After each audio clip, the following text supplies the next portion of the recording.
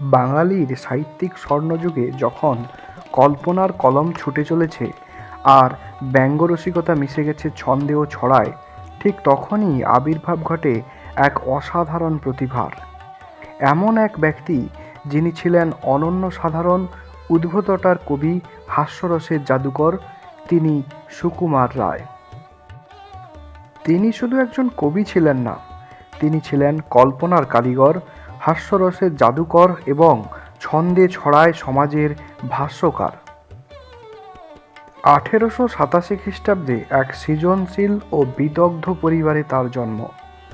তার পিতা উপেন্দ্রকিশোর রায়চৌধুরী ছিলেন শিশু সাহিত্যের প্রতীক্ষিত এবং বাংলা ছাপাখানার অগ্রদূত। সেই ঐতিহ্যের ধারাবাহিকতায় সুকুমার রায় বাংলা শিশু সাহিত্যকে এক নতুন উচ্চতায় নিয়ে যান।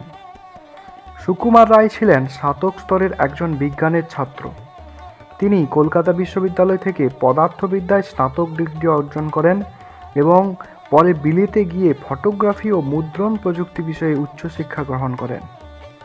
দেশে ফিরে এসে পিতার সন্দেশ পত্রিকার সম্পাদনা গ্রহণ করেন। তার দক্ষতায় উপেন্দ্রকিশোর রায় অ্যান্ড সন্স প্রেস হয়ে ওঠে ভারতের অন্যতম মুদ্রণ প্রতিষ্ঠান। তার লেখায় ছিল ছন্দ, উদ্ভটতা, কৌতুক, ব্যঙ্গ, তবে এর আড়ালে লুকিয়ে থাকত গভীর মানবিকতা ও সমাজ চেতনা। তার লেখা শিশু কিশোর সাহিত্য আজও সমান জনপ্রিয়। তার সবচেয়ে বিখ্যাত গ্রন্থ আবোল তাবোল, যা 1923 খ্রিস্টাব্দে প্রকাশিত হয়। এই বইটির ছড়াগুলো বাংলা সাহিত্যে এক নতুন ধারার সূচনা করে। এছাড়াও তার লেখা উল্লেখযোগ্য গ্রন্থের মধ্যে রয়েছে হযবরল, পাগলা দাশু, লক্ষণের শক্তিশেল ইত্যাদি। তার লেখাগুলো আজও পাঠকের মুখে মুখে ফিরছে, কিন্তু দুর্ভাগ্যের বিষয় এই প্রতিভাবান সাহিত্যিক মাত্র 35 বছর বয়সে আমাদের ছেড়ে চলে যান। 1923 সালের 10ই সেপ্টেম্বর তিনি মৃত্যুবরণ করেন।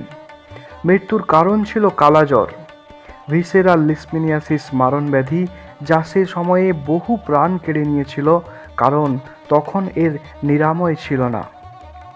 জীবনের শেষ বছরগুলোতেও অসুস্থ শরীর নিয়ে তিনি অদ্ভুত রকম প্রাণবন্ত ও তীক্ষ্ণ রচনাগুলি নিয়ে সৃষ্টি করে গেছেন এক অমূল্য সাহিত্য। অনেকে বলেন মৃত্যুর আগে অবধি তার কলম থেমে থাকেনি।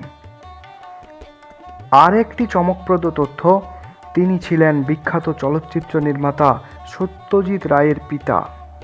সত্যজিৎ রায় নিজেই বলতেন তার কল্পনা শক্তি ও সৃষ্টিশীলতার মূল উৎস ছিলেন তার বাবা সুকুমার রায়।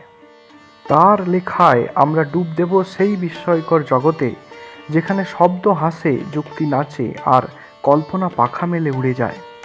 এটি শুধু একটি সাহিত্যিকের গল্প নয়, এটি এমন একজন স্বপ্নদ্রষ্টার কাহিনী যিনি আমাদের শিখিয়ে গেছেন ননসেন্সের মাঝেও লুকিয়ে থাকতে পারে সবচেয়ে বড় সত্য।